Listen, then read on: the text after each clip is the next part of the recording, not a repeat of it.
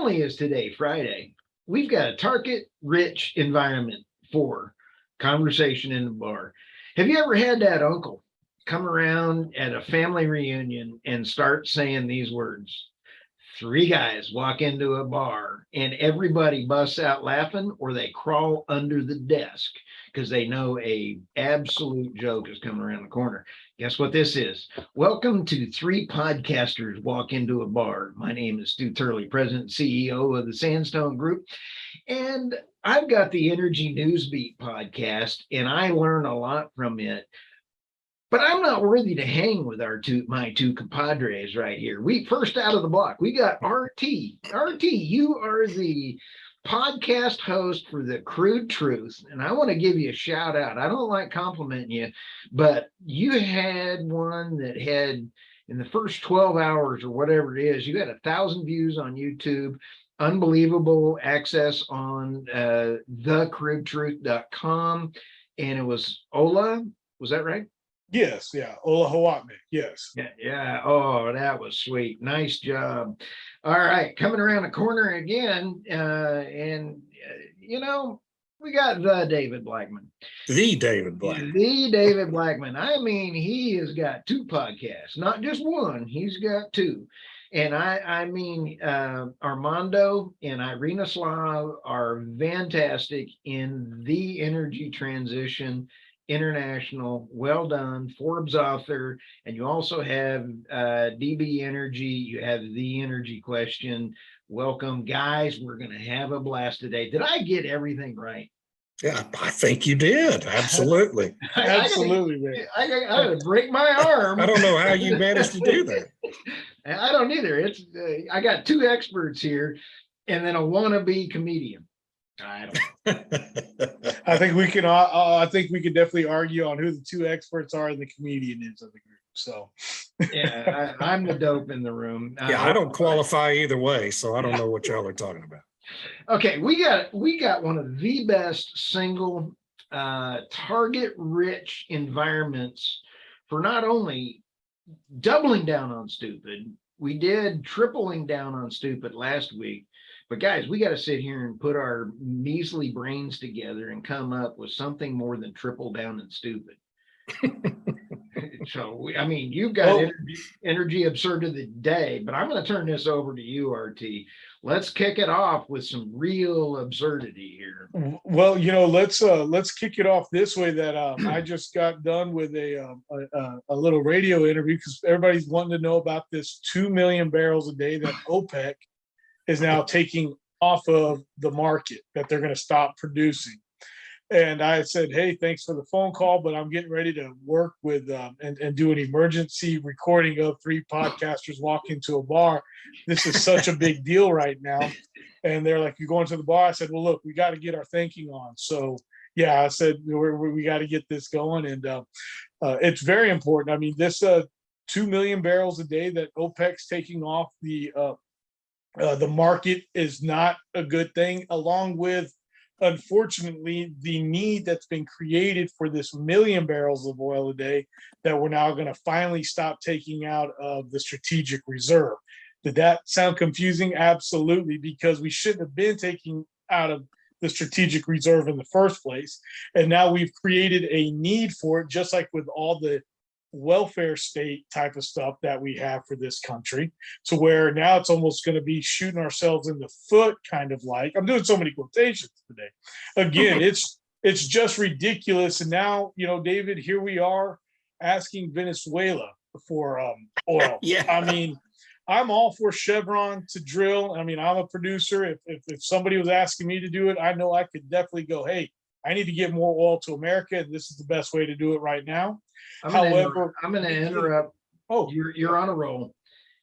This is Granholm again. I don't have my Granholm glasses, but she just pulled a Dick Cheney, and so did Biden, and shot us in the foot.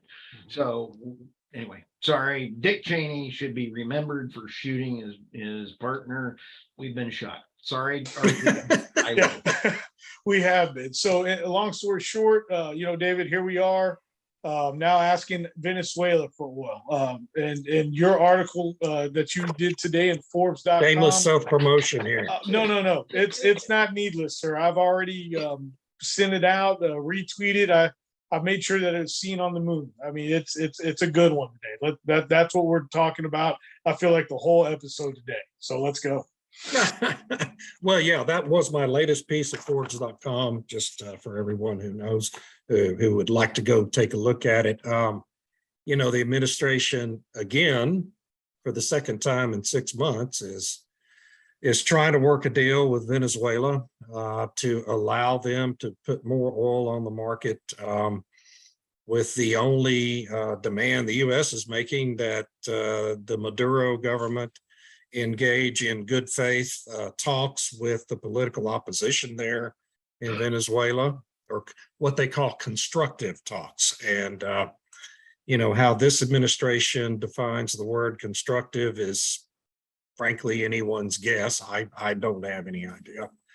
But it just points up the I'm holding my breath.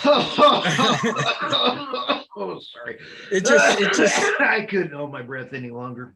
Reemphasizes the fact that this administration, wants more oil, but they want it from any country other than the United States. And, they don't, none of the media reporting I saw this morning even mentions the fact that Russia controls about 40% of the oil production in Venezuela today. Russia does, and China has made very significant business deals with the Maduro government. And so if we're getting oil from Venezuela, we're really getting oil from Russia and China. And we're supposedly, I guess, in a war with Russia, right? A proxy war anyway. And so it's just absurd and irrational. And, it's just very counterproductive for our domestic industry and our economy here in the United States. Hey, David, how does all this play into I believe some of your other articles or Irina's really play into Saudi Arabia and BRICS, Saudi Arabia, Russia, China, and I believe another one, and they're bringing in probably 8 other countries to move oil away from the dollar. This is another example. And how do you think all that's going to play in together? Because this is an affront again to the whole thing. Yeah, well, I don't understand it. I don't know the reasons behind why this administration is doing this, but really every interaction the Biden administration has had with Saudi Arabia has apparently been designed to push Saudi Arabia more into the China and Russia orbit. And Saudi Arabia has been making noises recently about wanting to join the BRICS alliance, which is currently Brazil, Russia, India, China, and South Africa. So now you can add another S on the end of it whenever Saudi joins. And that just is going to mean the United States will have far less influence and standing in not just in Saudi Arabia, but anywhere in the Middle East, and much less ability to influence policy actions taken by OPEC and OPEC plus. And it all seems so counterproductive on the surface, and no one in the Biden administration really ever bothers to make any effort at all to explain the rationale behind the things they're doing. And it just is very, it increases uncertainty here in the United States. Anyone trying to do oil business in the United States, it just reduces your ability to have any certainty around what the future is going to look like for your business plans. And that inhibits investment and, inhibits jobs and everything else here in our economy. So it's all very counterproductive for our U.S. interests. Bravo. I mean, well, I guess I just depressed everybody now. No, you didn't impress anybody. You impressed everybody. You're absolutely right. From the lack of jobs in America right now to the non-investments that are going on. And I want to come back to those two here in a second. But, yesterday, as all this was really coming down, and it was coming down on Wednesday as well, Let's talk about this 2 million barrels that the Middle East is going to be not producing anymore. It's really a fact that they're underproducing right now. They're, Yeah. if I'm correct, low about 500,000 barrels a day. They're not hitting the quota that they need to be hitting every day.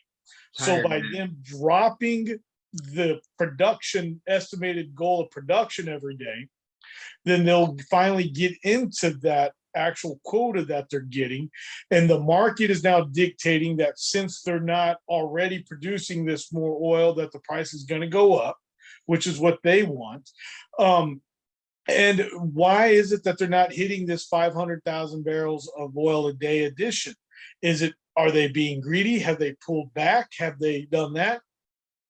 No, they are actually in the same boat that Pecos Country Operating, that Chevron, that Exxon, that all of us are in, that we do not have the investment dollars needed Right. to drill and produce the oil that we need for today and tomorrow. All Right. that money has gone to the green energy subsidy oil companies that are 10, 20, 50 years out from providing everyday sustainable, bountiful, and inexpensive energy. Right now, we need to, shameless plug, we need to be investing in oil and gas here in America, not only for great returns that people get on those type of investments, shameless plug right there, but you know how many more American jobs that you would be helping employ? You know, Dr. Pepper has a fun saying here in Texas that says, you keep Texas money in Texas. Well, you know, I do like that, but I also like keeping money in them, you know, let American money stay in America. And by people stepping up and investing in oil and gas right now here in America can really not only help them out with their pocketbooks, but it helps the economy out and it helps get more Americans back to work. RT. Whoa. Sorry. Wow. Sorry. Oh, this is wonderful. You were fantastic. I don't know how, where did that come from? Now, let me throw this squirrel at you. That squirrel would be, you nailed it right on through the whole thing. I think not only would that impact the United States, let's get our oil back in. And, you know, really, we have the potential of the Marcellus of absolutely saving the East Coast and everybody up there for low cost energy. Guys, I think we've had 10 LNG carriers come in that I'm aware of. I think 2 or 3 were from Russia. I have to go fact check myself, or CNBC is going to fact check me and call me a Google. But if we went and then you take a look at EV and you take a look at cobalt, you know what I think I would do is, if I would happen to be president, which I would be able to be a little bit more sane, which is hard to believe. Of course, it's a pretty low bar right now. Oh, dude, you know, I can't even put my Depends on without, you know, having a problem. Neither can he. Now, if I was president, I would step back and say to my constituents, go ahead and stop it there, Rickles. Why do you call him Rickles?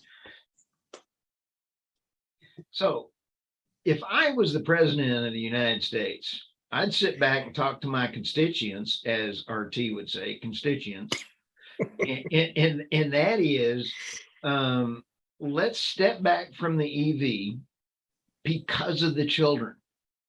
Think about the years of child abuse in the Congo for the precious rare earth minerals. They're abusing children. So if you went to the leftist side over there and everybody's saying, hey, we got to go green, but we can't because we don't have any copper, we don't have any lithium, we don't have any of this, and you think a look about the abuse that we're doing on Africa and children around the world. How could you argue with that? And then sit back and go, we're going to step back. We're going to do natural gas because it's cleaner. We're going to do nuclear because nuclear is 10 years out after they've been stupidly doing that, you could come back as a total swallowed a bug. You could actually, you could Well, that's actually, okay. You know, they want you to be eating more bugs these days. So oh, dude, rock on. That was great. We could come back as being heroes. And it's not about whether we go to renewables or not. It's how we get there. And we're not ready yet, as RT articulated, that I actually understood RT. And so does that make sense, guys? This does I not. think so. It's always hard to tell with you, Stu, but yeah, I think Yeah. that makes sense. I mean, think about it. If we went back and Save the children. It's for the Save the children. children. I mean, You but you know what? Not to piggyback, to piggyback off of that. But let's just talk about all the labor and everything, just real quick, because that's another podcast. But you talk about the Congo. You talk about the African countries that are using inexpensive labor as what it's called today, or let's talk about China and what they're doing with their inexpensive labor. All this stuff is now getting done right now, and you know what? They're more worried about the America and the green energy and us polluting in America, which again, and I've said this before, that we are the greenest when it comes to oil and gas in the world, and yet we're focused on us, and yet the focus on everything else in the world. And that's kind of interesting that here we are focused on America while the rest of the world is burning. And yet it kind of reminds me of a time called 1938 when all we were was focused on America and the rest of the world started to go to poop.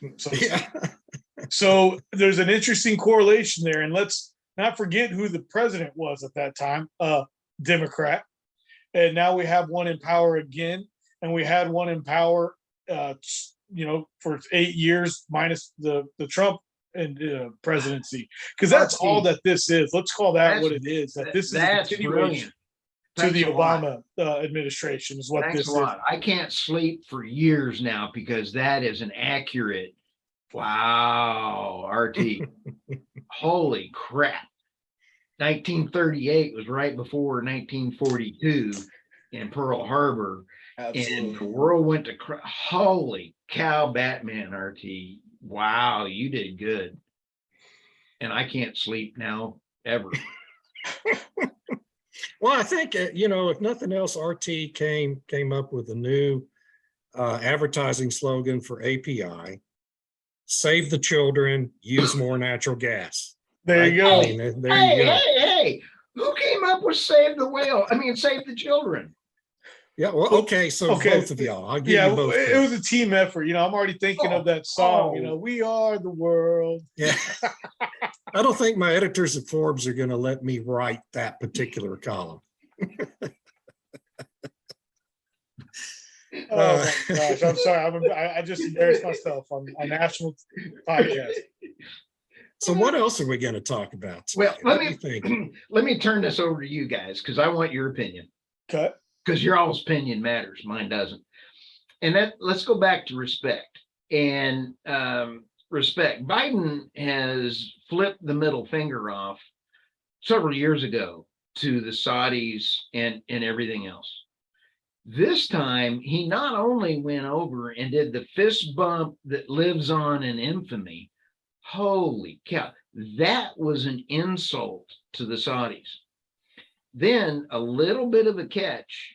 Did anybody notice when Boris attended and went and met with the Saudis, what color the carpet was? It was purple. Okay. Who's Boris? Who's Boris? I'm lost. Off of he is not Boris. Rocky and Bullwinkle. No, the old prime minister. The old prime minister of England. Oh, the guy with the crazy hair. Johnson. Yeah, Boris Johnson. Yeah. Okay, yeah. I'd already forgotten about him. Yeah. Okay, so he's already gone. He's bye-bye, but his hair was beautiful. Okay, so we sit back and you see him come off of a purple. Purple in the Saudi culture is not as good as red. So guess what Biden got when he rolls up? Guess what Trump got? Now, I don't, you and we all know I don't agree with everything Trump's done, but he's entertaining and the world respected him. He got red carpet and he got into the whole party thing and they treated him. They had dinners with him Oh, and sure, yeah. everything else. And we would not be on the precipice of World War III. And now that I cannot go to sleep because we have an October surprise coming up, it would not surprise me to see the Biden administration really try to poke up a nuclear war so there'd be no election. Now, Well, okay, now we're going in full conspiracy theory. Yeah. no, think about it. I said it wouldn't surprise me. Okay? I'm not going to entertain that one right now. Let's go back up a little bit. Respect. Did you guys see the U.S. reporter? I believe she was for CNBC. And for CNBC, she stood there and insulted OPEC Plus at the end of the meeting there. And at that meeting, she asked the Prince of Energy for Saudi Arabia, and she said, how come you don't have an open door policy? And how come when we ask for more oil, you don't respond? Oh my goodness. I'm like, you're not, Well, I mean, think about that. Hang on. And then she goes over to the another guy and he goes, she asked him the same question. And he says, we have an open door policy. Nobody's not. I'm like, oh my goodness, they held restraint. I absolutely applaud them for do I agree with them? No. Do I think they held restraint from us being rude again? yeah, well, I didn't see it, but I mean, that question just reflects the general arrogance of the US government towards not just Saudi Arabia, but everyone in the Middle East these days. And it's such a sad departure from all the inroads the Trump administration did make in restoring all those relationships in the Middle East and bringing actual peace agreements, between the various countries there. And this administration has gone out of its way to reverse all of that. And it's incredibly destructive for U.S. national interests to deal with countries in such an arrogant manner. And, as we were talking about before we started recording, everything they're doing vis-a-vis Saudi Arabia is pushing them into the Russia and China orbit. And this is why we see Saudi Arabia probably on the verge of joining the BRICS alliance, along with India and China and Russia and South Africa. So these things are all really destructive to U.S. national interests, and the actual motivation behind them is really hard to understand. In any terms, don't involve conspiracy. It's very hard, and I will say this to piggyback off of what you're talking about with BRICS. It's very important that people understand what BRICS is. Once again, that's Brazil, Russia, India, China, South Africa, possibly next is going to be Saudi Arabia. Okay, I remember 10, 15, even 20 years ago, when everybody was talking about China and India were the up and coming economy countries, that their middle class was growing, that there was going to be a need for more vehicles, more transportation, which meant there was going to be a need for more oil. Why is it now all of a sudden that those two countries are now working out alignments with other countries when our trade with China is way too much, in my opinion? We have too many things made in China already. And the important stuff is made in China, for goodness sake. So why is it that we are not partnering up with them on this as well? Because it's just a darn shame that it just goes to show you that people are literally now having parties, and we're not even invited to these parties anymore. Yeah, well, and when you take the combined economies of those countries that are already in BRICS, and then you add the Saudi economy and oil volumes into that, then you have an organization that really is at least as economically powerful as the G7, which and so it's a rival alliance that's has their own trade relationships. It's why we see China and India and Brazil not wanting to cooperate with all the sanctions on Russia. Do you think, David, do you think, and RT, do you think that this will turn over to the yuan, and the yen is Japanese, but the yuan is Chinese, and the ruble? If it comes off the dollar, like we've talked about, that's going to be bad for the thing. Do you think they're going to go to the yuan or the ruble? Well, that's obviously what Russia and China want. So far, that hasn't happened, despite some really a lot of strong arming happening from Putin and the Xi Jinping regime in China. Oil trading has always been tied to the dollar, and that has been a big factor in U.S. Economic influence globally. And if that should change, the impacts to the American economy and the strength of the dollar would be really dramatic and impact all of us in our standard of living. So we have to hope that doesn't happen. But this administration doesn't seem to really much care about that. So I just it's very concerning. Very. Man, RT. Every time I stop talking, it's this dead silence, guys. It's like I just drum y'all into a stupor. I don't understand. No, what you say, David, the people stop, they listen, they have to it's like Okay. you drop a truth bomb, or should I say that was a truth bomb of knowledge on us. And it's like, it's definitely not what I say, or what Stu says. People, look, I know why people tune in. It's not for me and it's not for Stu. They tune in to hear right. me. Yeah, sure. And right. Okay. so no, thank you for sharing that as well, because you just said something, and I'm it's scary. We got the G7, and then we could have this BRICS and two separate world powers. It's scary. Scary It is stuff. very scary. Yeah. Very It really scary. is. I think we're going to have to put some of this transcript and put it out in the 3podcasters.com three with the number 3podcasters.com, and also a form to get feedback, because we need to hear what people think. And I think that'll help some of our discussions in the future. And, Absolutely. Yeah. Yeah.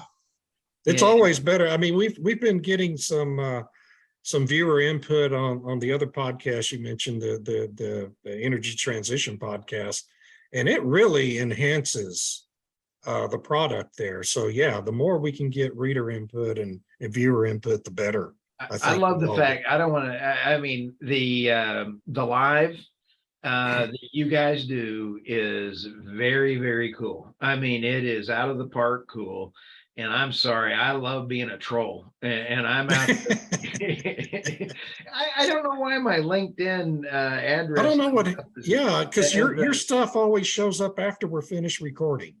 Oh, it's weird. I don't know what's happening there. But anyway, it's like it's because people know my sense of humor. But eventually when we get 3 people following the 3 podcasters walk into a bar, or we go live to sporting events, and it's like we're already friends with the truckers, we get a lot more popular. We'll have to start going live, David. That'd be cool. Yeah, I love that. I've done a lot of live radio interviews and take questions from listeners, and it's just always really makes it a lot more fun and engaging. So you bet. And RT, last words here. We're coming around the corner. Give us what you got going on for next week. Any predictions, as you would say? Oh man, predictions for next week. I think oil is going to be a little bit higher than it was this week. I think gas is Higher? going to go up, going to be a Did lot you say higher than it higher? was. I know for us over at Pecos, we got some hard work. Excited about for next week, but as a whole, you know what? Let's just keep the conversation open, and I'm looking forward to hearing some feedback. Yeah. Because at the end of the day, we have to be open to listen to others talk. Oh, nice. You guys are brilliant.